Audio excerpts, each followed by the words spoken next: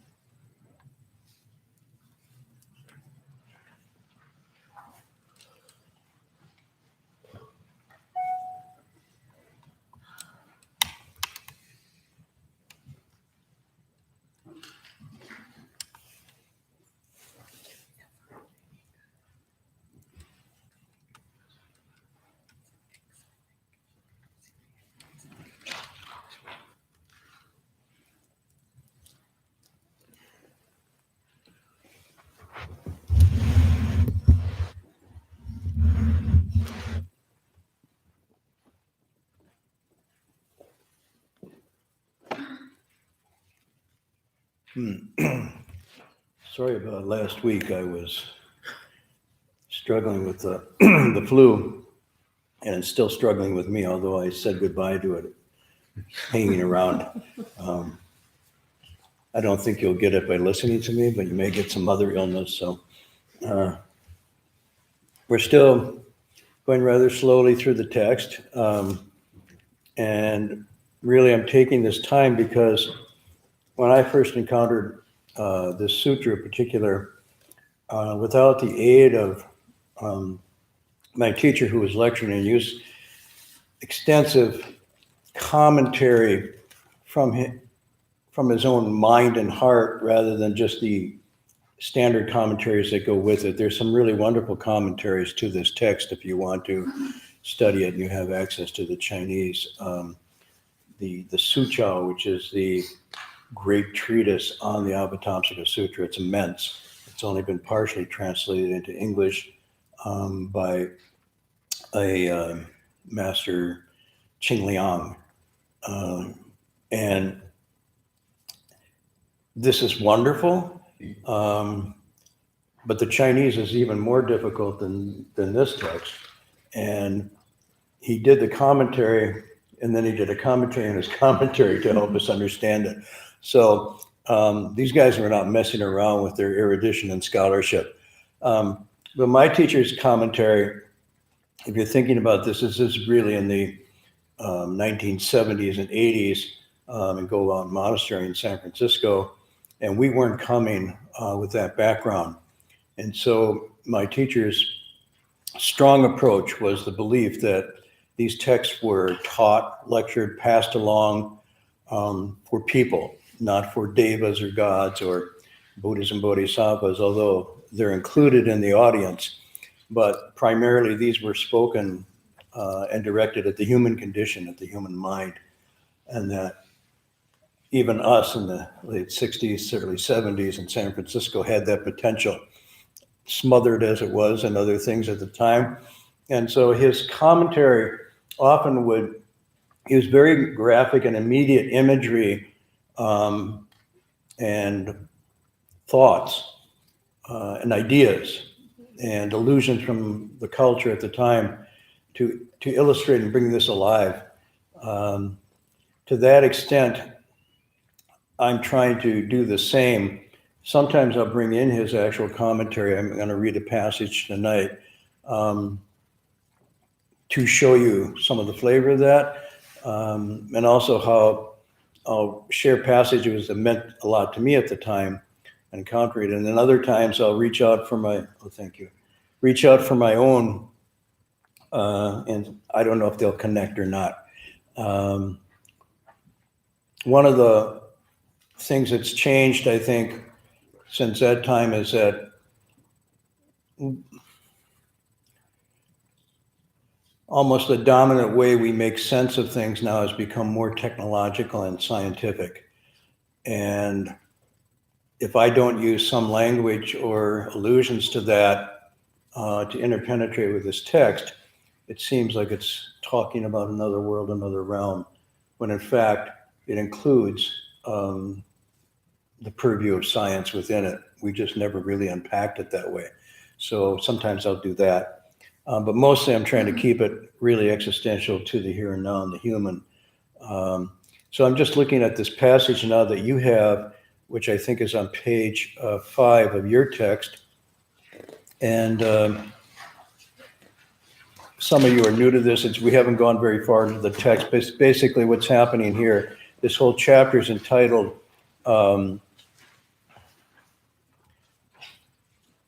Guangming, which means we've translated as not light enlightenment, which makes it sound like lightweight. There's beers that are light. This is not what it's about. And it's not even about maybe luminous awakening. And anyhow, what's going on is apparently at this time, the Buddha releases light. It says 1 billion bright lights. And these lights then illumine the realm of reality. And the realm of reality is then broken down in these passages of the heavens and the realms of ordinary beings and the heavens of the various Tushita and Suyama heavens and so on and so forth. And then it reveals also the bodhisattvas throughout these worlds. And we get down to page 5, and this is where I want to go a little bit tonight. We just finished. It says, because of the spiritual power, you see that passage? Right in the middle, right at the bottom of page 5, because of the spiritual power of the Buddha. Page 7. Page 7? Oh, on my thing, it's, okay, sorry, page 7 in your text. Mm-hmm. Because of the spiritual power of the Buddha, in each of the 10 directions, there was a great bodhisattva who together with the bodhisattvas to the number of fine motes of dust in 10 Buddha lands came to this place. And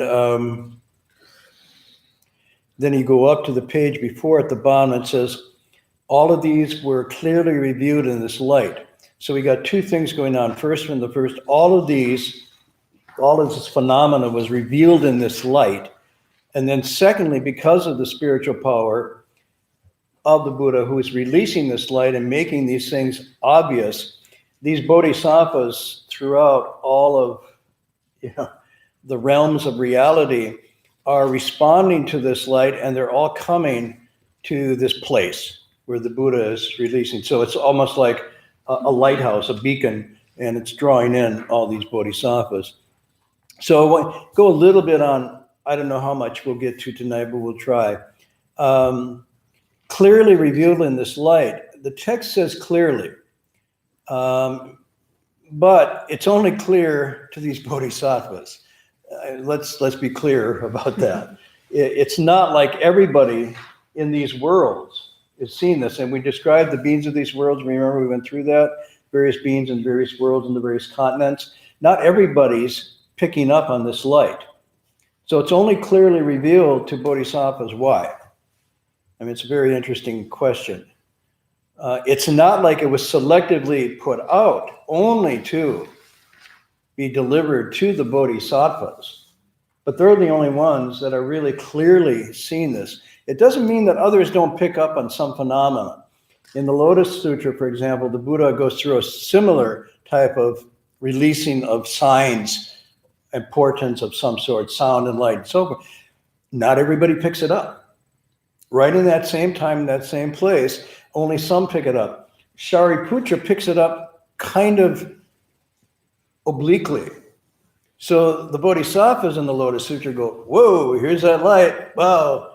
And Shariputra says, something just happened. Did you guys notice there was? Yes, we did. You think that was about? Yes, that's about something, Shariputra. Well, I didn't quite get, what is it about? So he picks it up, but he doesn't pick it up fully, and he doesn't pick up the intent. So he has to inquire. And they say, the Buddha only does that when he's about to deliver some awesome, really important message.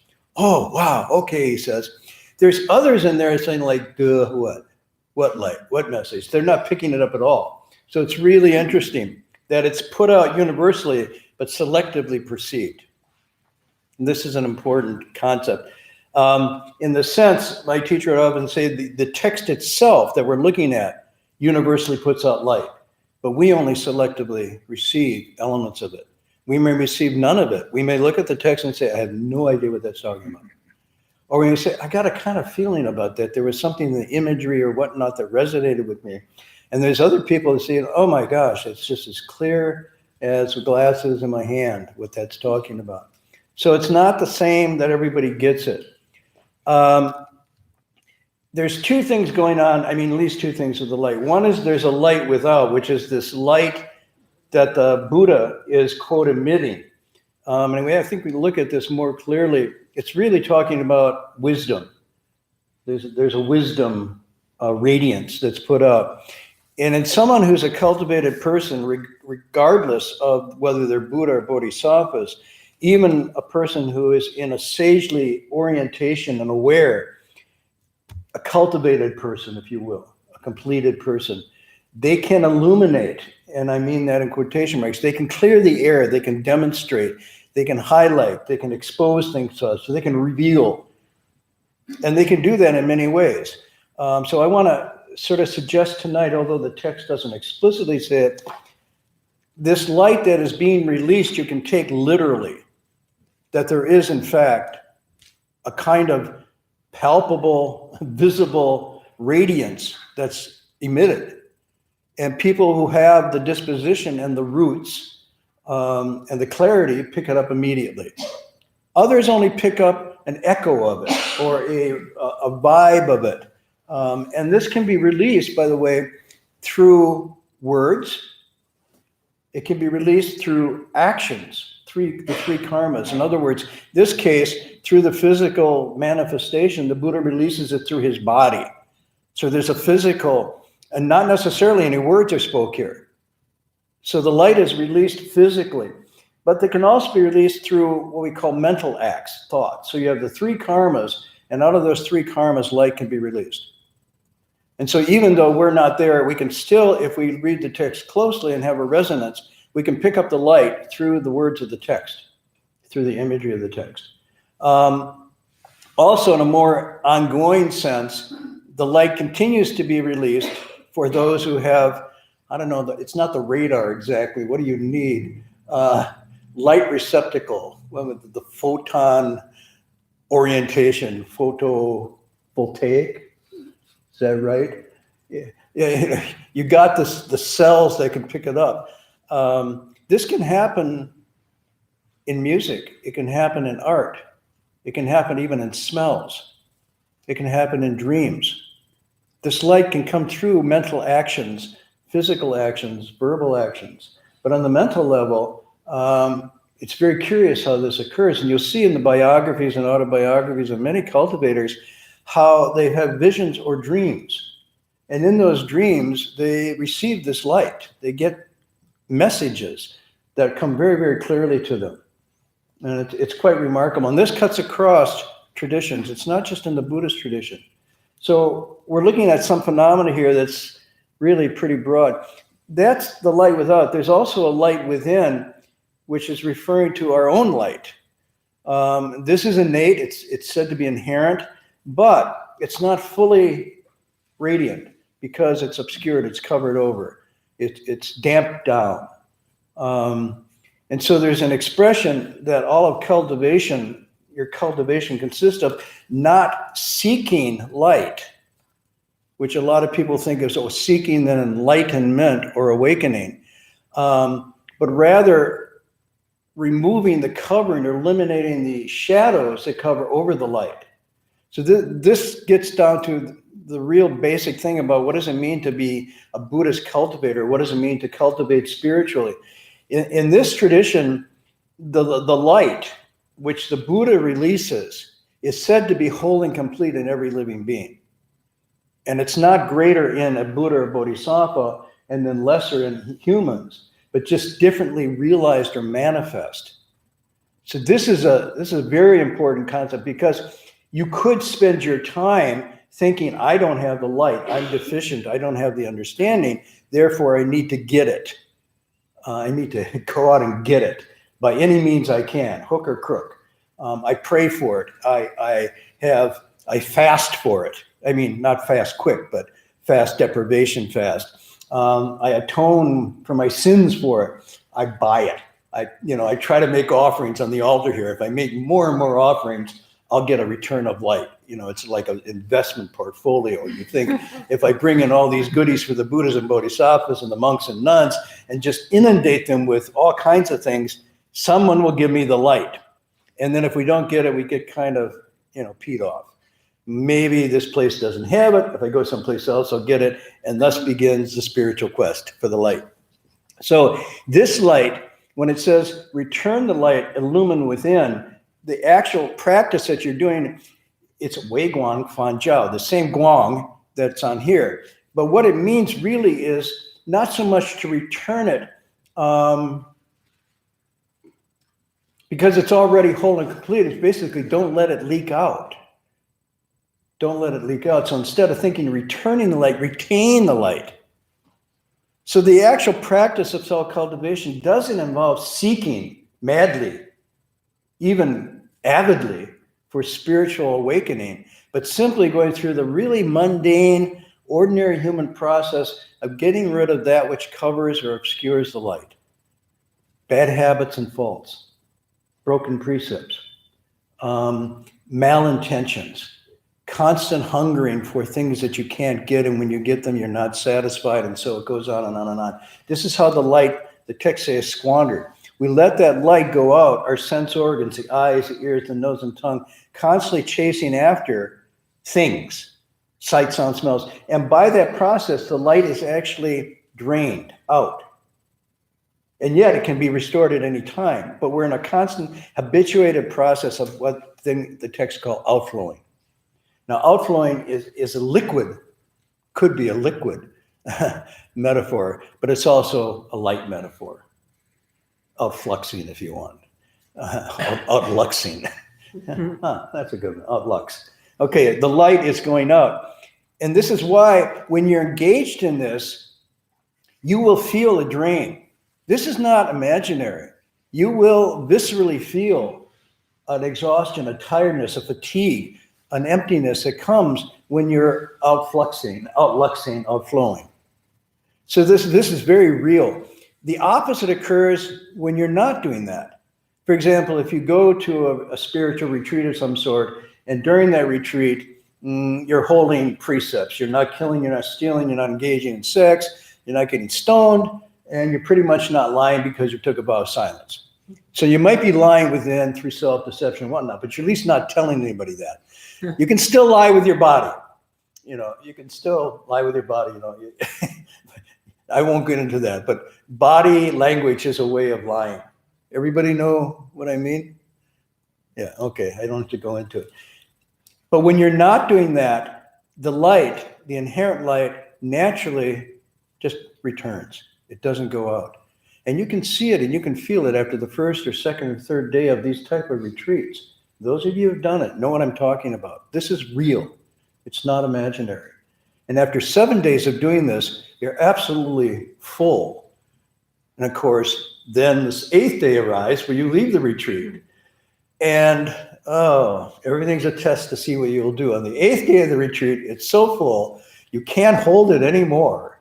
And the habitual energy takes over again. And out it goes.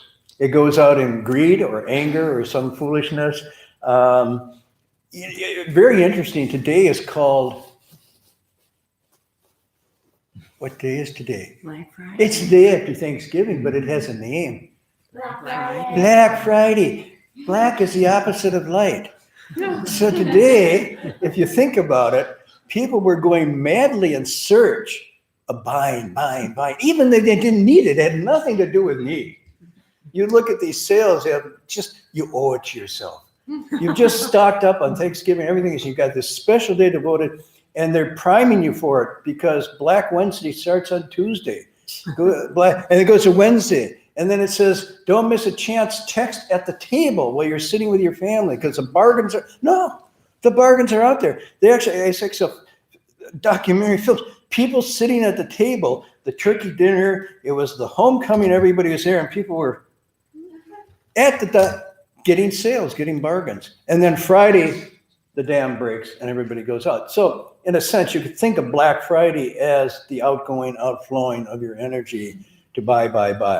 I hope you get what you want, but as soon as you get what you want, you won't be satisfied because it won't be really what you wanted, or there'll be a better one that comes out right after that, the new model. And then all that light you squandered into this, didn't relieve. And so you go on and on and on. Or you buy it and then you see, oh my God, it came at 10% less at this store. And so you get caught up on this and there the light goes. It's just a metaphor to say how the light goes. It can go out into objects like this. It can go out into relationships. It can go out into your job. It can go out into your own afflictions. You can actually drain the light by never leaving your own space, just by worrying and fretting and meandering and thinking and cogitating, ruminating, self-blame, blah, blah, blah, blah, blah. And pretty soon you find yourself just like a depleted balloon. So I want to be clear about this, that these two lights, and when that light is full, which is by sort of definition what a bodhisattva is, it's a being who's awakened, whose light is full. And because their light is full, immediately when this light from the Buddha comes, they're totally receptive and attuned to it. Because they're just bathing in light all the time. And I'm not talking about sort of a kind of mystical, metaphorical bathing. There's a fullness that comes when you're in this space that's just innately satisfying and whole. It's really wonderful. And it's not mystical. It's not even, quote, spiritual. It just feels totally mind-body centered, complete. And there's no itching, there's no longing, and so forth. So this is, and what's happening is these two lights are mutually responding. That's why the text says they came to this place after they picked up on the light. Now you could say that they came to the place where the Buddha was, but also they came to the place of their own generation of light. All right. Any questions on that? Because I think otherwise we make it sound as if this light that's being talked about is something very ethereal or very transcendental and out of the human experience. And in fact, it's not at all. It's talking about something very, very real. When you get angry and you lose your temper, you can actually look and feel the loss of your light at that moment. You can feel the energy drain. You feel the coldness coming in. And also coldness is associated with the loss of the warmth of the light. Jealousy, envy, anger, aggression, violence, fear, all of those pull out the light. So these negative emotions are part of what are called the klesha, or the afflictions. And what you're doing when you're cultivating is simply finding those, reducing them, letting them wither away till they're no longer holding you. And when that happens, your light just completely returns. Okay, questions on that? I hope this turns it around in a sense that it takes the emphasis that the text is making away from the light being admitted as being magical to the light that's potentially coming from us. My teacher gave a commentary once. I'll just read you some of this. It's really quite wonderful.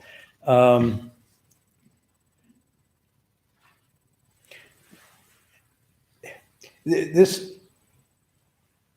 comes with, I remember him looking at us and saying, Niman dong badong. Do you guys understand what I just said? Meaning kind of repeating a little bit of what I was just saying.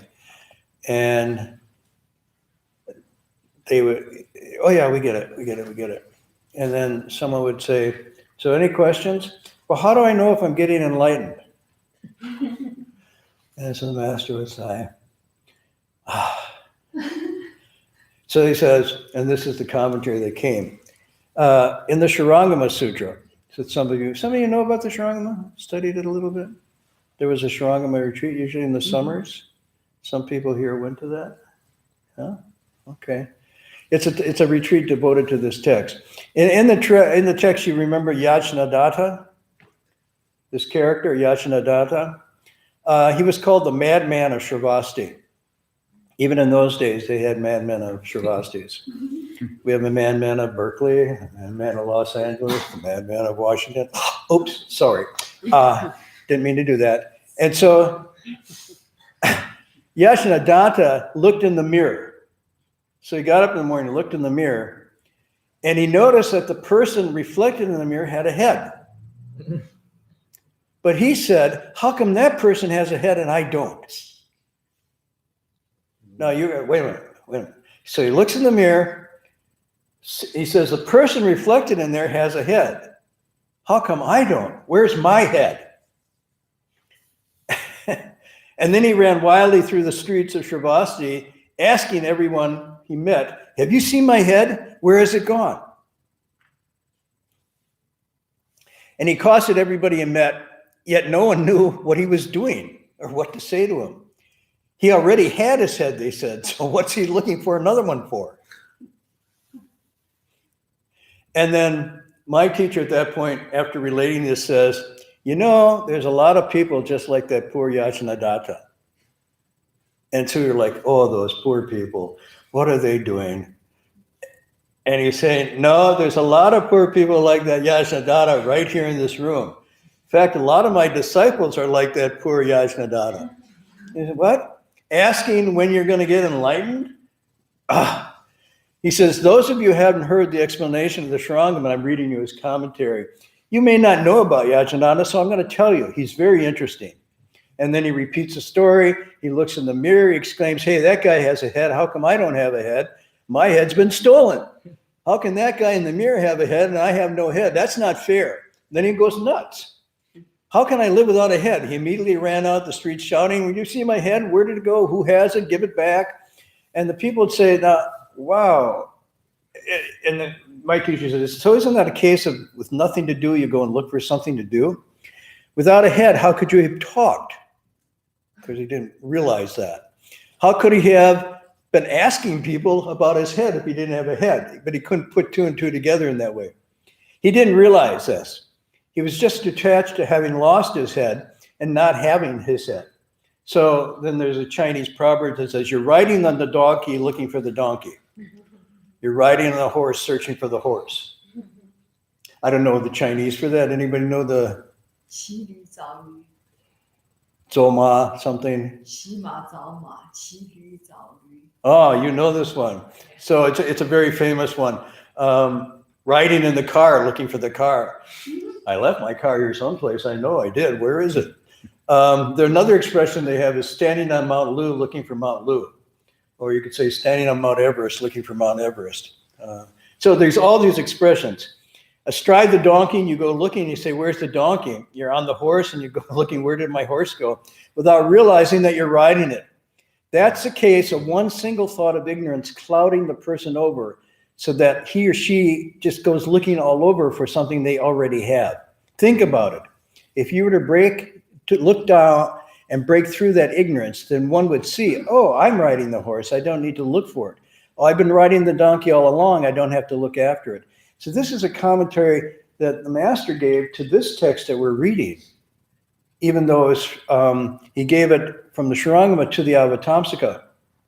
But now I want to finish up because I go back to the commentary in the Shurangama that he gave. And again, I can't tell you how important it was for us, because even though we were very bright and even when we had access to this, we would still be basically riding the donkey, looking for the donkey. We thought that the solution, the answer to our spiritual quest was always out there and somewhere else, someplace else, some other monastery, some remote mountain, some external practice, some ritual, some transmission that we were going to get either on, well, they didn't have online then. So you had to actually go person to person. Now you can go online and buy your transmissions. But the idea behind it is the same mind. You're sort of riding the donkey, looking for the donkey. Looking for the head with your head, looking for your head. So in this commentary, and I want to bring this up, he says, one may wish to return to the truth, but that wish for the truth is already a falseness. Pause. One may wish to return to the truth, to go back to what's true, but the wish, the seeking for that truth is already a falseness. Basically, ignorance has no substance of its own, and as a consequence, appearances are really based on nothing. Therefore, it's a mistake to decide that you want to return to the truth, to go back to the source in order to seek for the truth. You've just given rise to more falseness in that wish. If you want to return to the truth, merely refrain from adding brightness to enlightenment. This is the expression, and it comes out of the Shurangama. The enlightenment you have is already whole and complete, but because you don't realize it, you then seek for it outside, and you're adding a brightness, which actually then turns into a darkness over your enlightenment. Just don't add a head on top of a head. Don't go looking for a donkey while riding a donkey. So he takes these three in sequence and says, seeking is adding a falseness to what's already true. The real nature of your true suchness is not a truth that one can seek to return to. It's not that you decide to return to inherent truth. Rather, you simply dispense with ignorance. That itself is truth. Then he would say to us, you all want the truth, but how can you pick up what's true if you won't let go of what's false? And it was so graphic at the time, because he's saying, whatever you're holding on to and clinging, whether it's material things or your own arrogance, your own idea of what you think you know, as long as you're holding on to that, there's no room for the truth, because your hand is full already and you can't pick it up. Wow. There's no need to seek further. The entire reason you do not grasp the truth is that you are possessed with misunderstanding, avidya, not knowing. If you discover that that ignorance has no substance, it's just a false manufacture of your anxieties and insecurities, then don't get rid of false thinking and don't seek the truth. All you have to do is get rid of the ignorance. And the Dharma, nature, your true nature manifests by itself. By doing so, one misses mark. In other words, you miss the mark if you go looking. Basically, one doesn't have to seek the truth or cut off falseness. All one has to do is smash through the ignorance, and one's awakened nature appears spontaneously. But if you don't smash through the ignorance and yet seek the truth, you're doing what's called letting go of the root and grasping at the branches. This is really a critical thing. There's a very famous passage in the Confucian tradition, in the Dashui, called The Great Learning. And Confucius at that point says, the cultivation of your person is the root of everything else. The cultivation of your virtue, of your humanity, completing that, perfecting that, that is the root, bun. Everything else flows from that are the branches. The cultivated person and everything they do realizes fruition. Things come to goodness and good accord. If you don't attend to the root, though, no matter how much you grasp, the further you grasp, the further away from you go. So then the famous passage in the Great Learning says, if you want to change the world and make it a better place and make world peace, then you start with what's close at hand, your family and your country. And if you want your country and your family to be in square shape, you go to yourself. And if you want yourself to get it straight, then you go to your mind and heart. And when you go to your own mind and heart, you go to the depths and the smallest of places and watch your intentions, your motivations, your attachments, and get those right, get them squared. When that's done, then your relationship to your family, to the country, and so forth goes out. And he said, people mistake the root and attend to the branches, but the wise person attends to the root and the branches grow themselves. And then he finishes with this line, he says, Shoshan Weiban, self-cultivation is a root of everything else. From the emperor down to the most common man, no one can neglect this. Rightly tended, nothing but thrives. You ignore this, everything wastes away. So this is out of the Confucian tradition. Now you find in this tradition here the same methods being given.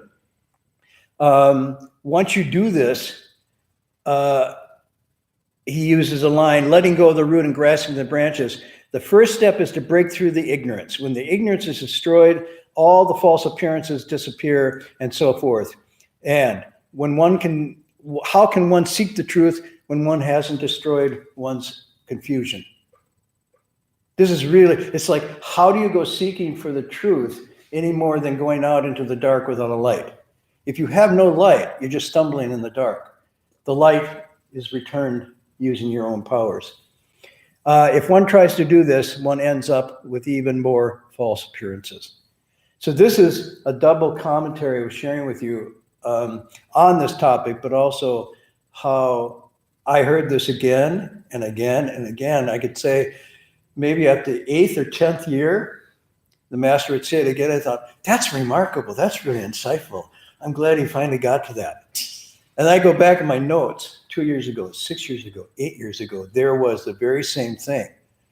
Why wasn't I getting it? Mm-hmm. The light was being released. Why wasn't I responding to it? Because my habits, my habitual tendencies were so strong that they actually just bounced that light back off. I didn't see it. So this is really, really quite powerful. Anyhow, I will move on. But it does bring up something here that I may not finish tonight, but I really want to hit on. This understanding of how we go about becoming whole and complete, how we go about realizing our spiritual nature. The whole emphasis here, if you can see it, is on cleaning house, to put it mildly, straightening up what's crooked. And it's really most human and most evident. It's not mystical and far away. It's right in our day-to-day interactions, what we say, what we do, what we think, how we interact with others, our pretensions, our fantasies, our habits, our faults, the character, quirks and so forth. Right in there is Bodhi. It's just all knotted up.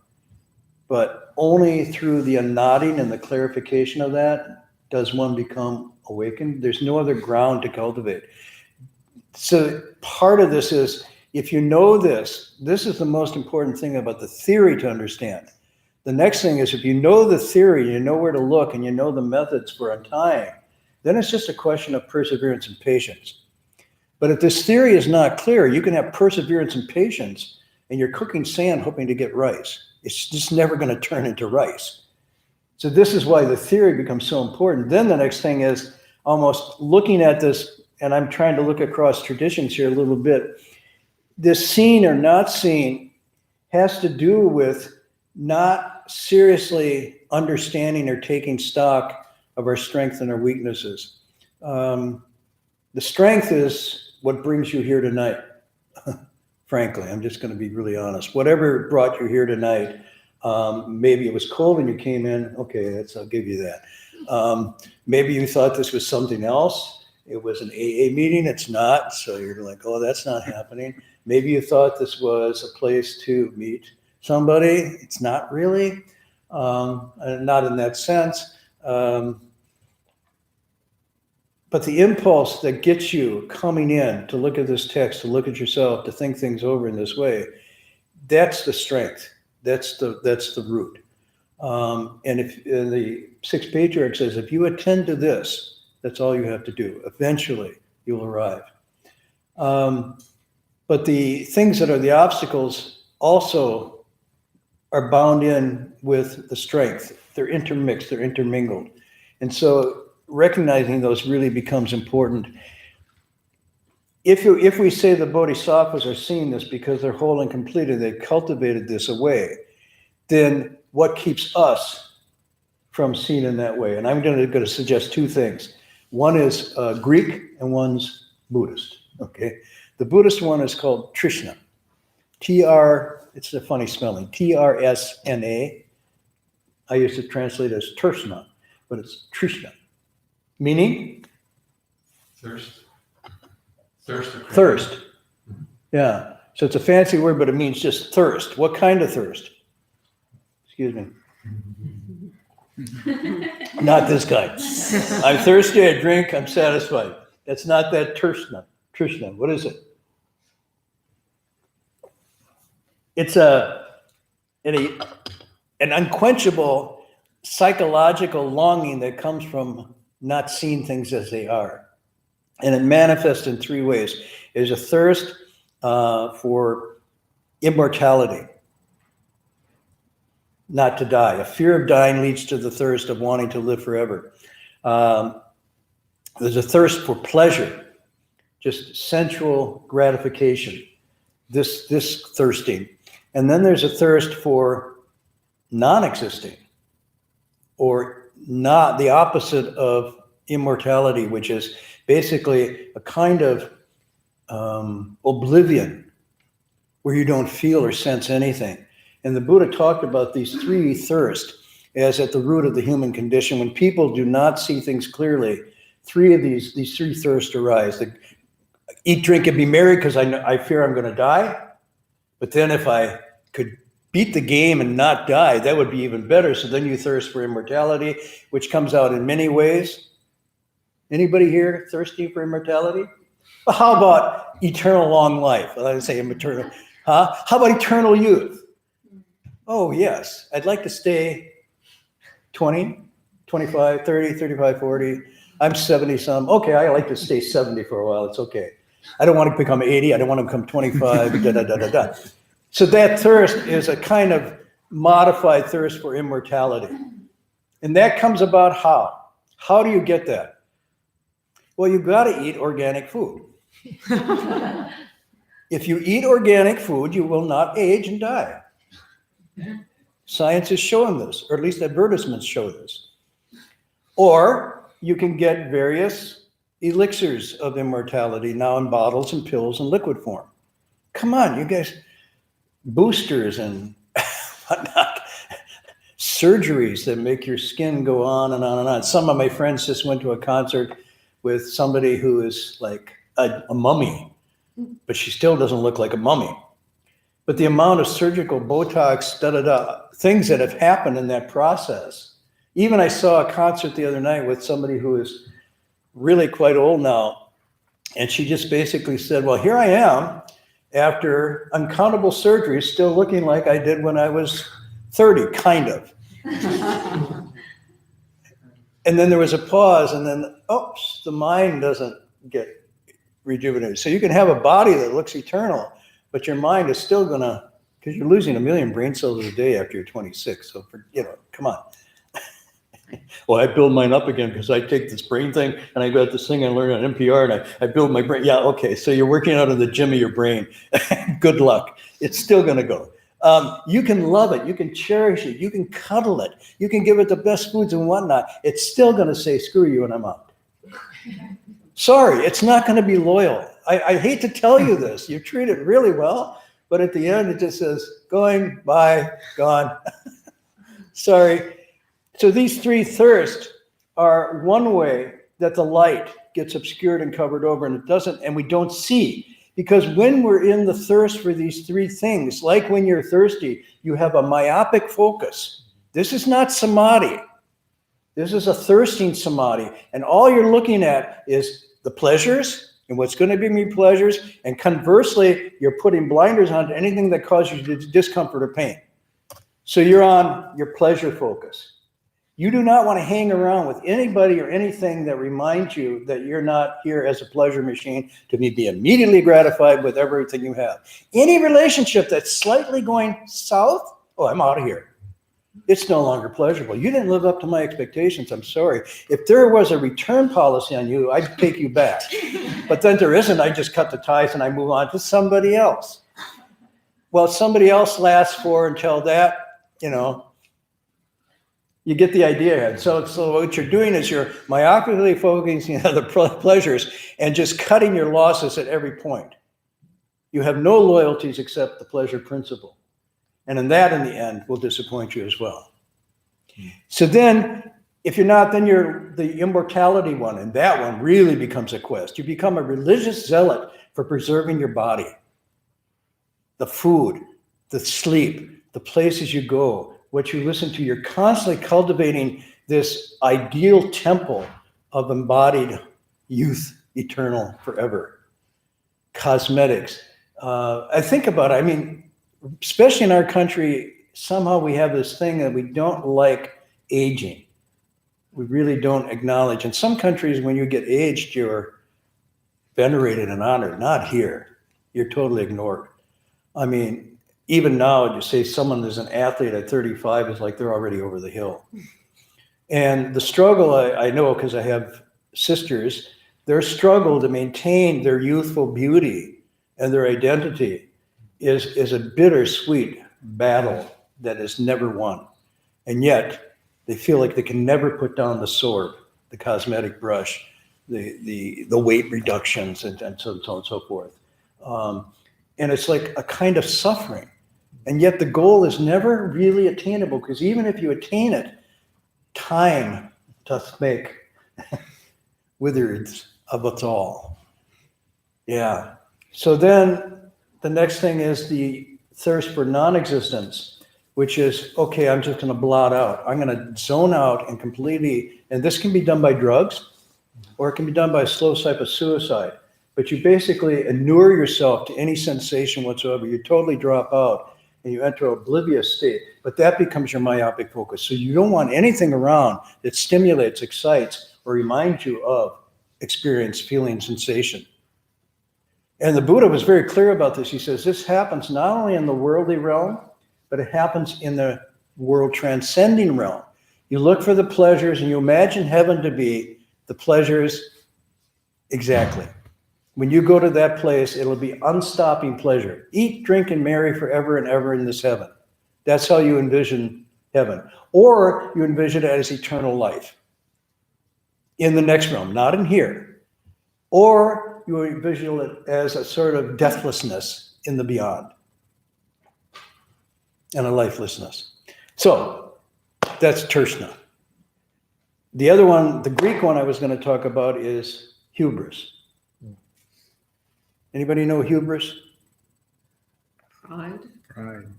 Huh? Pride. Pride. This one I will go into next week. I won't. I don't want to give it short shrift because even though the Greeks knew about it, and so much of Greek literature and philosophy is written around this concept in really, really strong terms. Most of the tragedies are about hubris. You know the tragedies? It's like Brad divorced so-and-so. That's not the tragedy. The tragedies are these texts. Oedipus Rex, who kills his father and marries his mother. Okay? Aeschylus's Agamemnon. King Lear is a tragedy. Right? They write about these things not because they're so far up, but because they're so close to home that the unexamined life can quickly end up in a tragedy. And the last person to see it is the tragic hero. Everybody else can see it. And it's horrible to watch a Greek tragedy because there's modern ones. I could recommend a couple. One is a movie called The Simple Plan. If you want to see a modern version of a tragedy, just check out that movie, A Simple Plan. It's unbearably exquisite. Because you're watching and you're saying, oh, they're going to do it. No, don't do that. Don't do it. And they do it and you go, oh, no.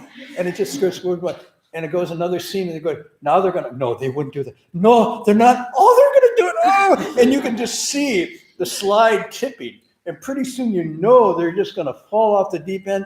And you see it and you're almost like, and everybody is watching going, and they don't see it. And you want to shout out, wake up, can't you see it? And they can't. Of course, it's a movie. But in the play, the Greek chorus goes by and they say, let's say, oh, you're Rinaldi. And they say, Rinaldi's going to fall. Don't you see it? He's on his way to hell. He's going to do these horrible things. And the audience goes, yes, we know. Yes, we know. And the people on the stage don't see the chorus go through. And the hero doesn't see it at all. He says, ha, I will go on forward. Nothing stops me. And you go, oh, no. Pride goeth before the fall is a classic expression from these tragedies. So hubris is not only not seen, but it's not seen you don't see. And it's this area that has a lot to do with what the Buddhists call, there's form, feelings, thoughts, habituations. It's the fourth skandha. And it's that deep things that drive us and move us along that we're most unaware of. We see it in others, but we can't see it in ourselves. It's these blind spots. And it's at that level that cultivation has to occur for there to be breakthrough. And that's why a kind of brutal honesty is required to perform this. But I will save the Greeks for next week and go a little bit into that, because I learned a lot from this. It was many, and still do. And the tragedies are not finished yet. They're still unfolding before us. The Greeks have not had the final word on this. I don't mean to be ominous and say you all will encounter tragedies. I'm just saying, if you look around you, you can see people who, out of some flaw of character, greed or indolence or anger, one of those is the Iliad. The famous Greek classic, the Iliad, now played by Brad Pitt in some movie, the same thing. So if you want to watch it and not read the original, that's where you want to go find. But in it, it's called The Wrath of Achilles. And because of his anger, losing his girl that was his prize, he gets all bent out of shape and refuses to go to battle to save his comrades. And basically, a tragedy occurs. And there's one tragedy after another, but it's sort of like, modern warfare isn't filled with these things? Yes, it is. So it's like, at our risk, we don't read these because, oh, they're the Greeks, who cares? Well, it's actually very immediate and present now, as much as the Avatamsaka is. So next week, I'll go into a little bit of the Greeks and talk about that. Okay, enough for tonight. I don't want to keep you longer. You're able to bear. How many people indulged in Black Friday today? Come on. Oh, you could. I looked, but I didn't buy. Okay, I looked for 12 hours and I didn't buy. Any announcements? And we'll continue again next Friday.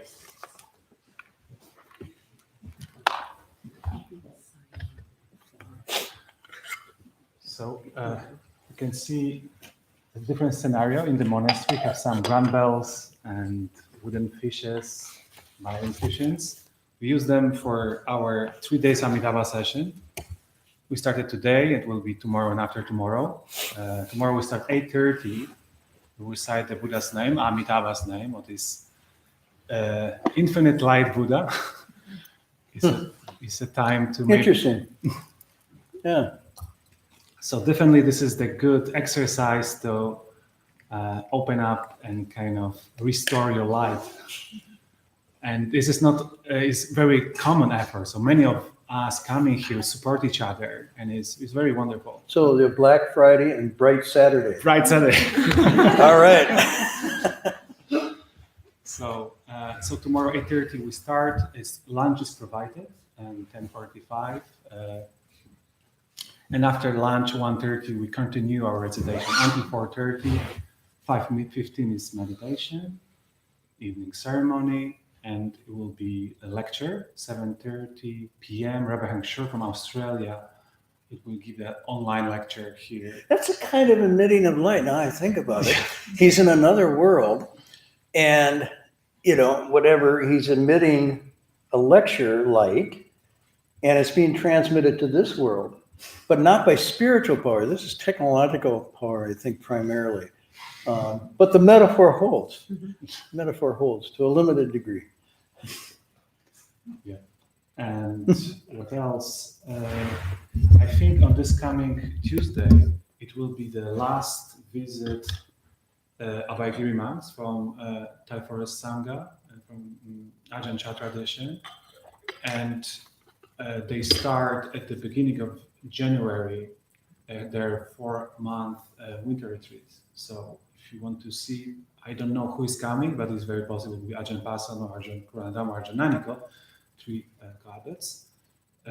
Starting 5 p.m. is Tea and Dhamma in the dining hall, and 7:30 is the meditation, transmission of precepts, and Dhamma reflections.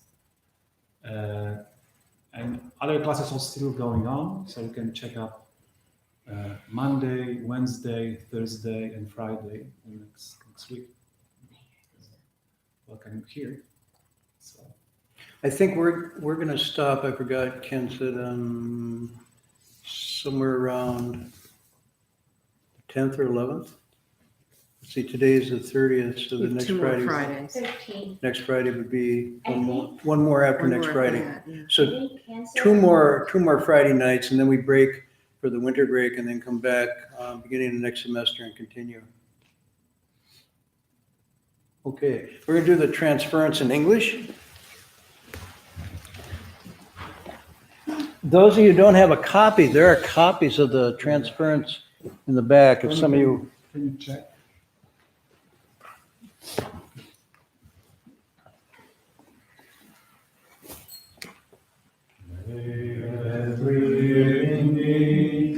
Our minds as one and radiant with light, share the fruits of peace, with hearts of goodness, luminous and bright.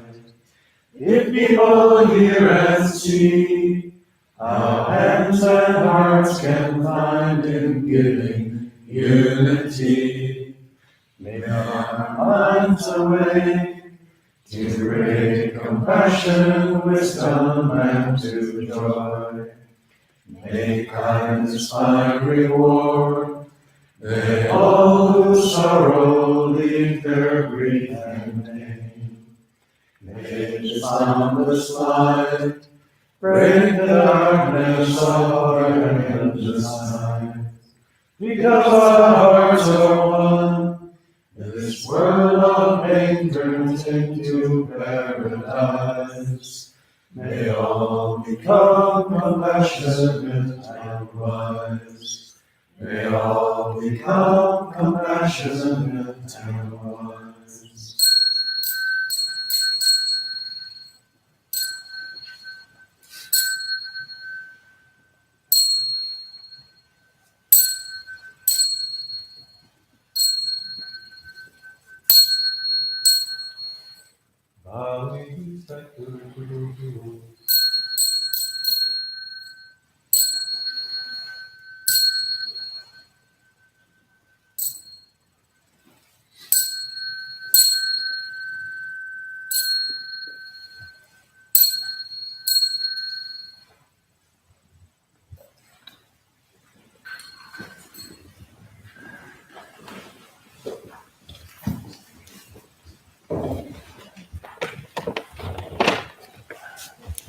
We're not gonna make it on next Friday. Where you So going? we're in last Friday. oh, good. We're trying to make you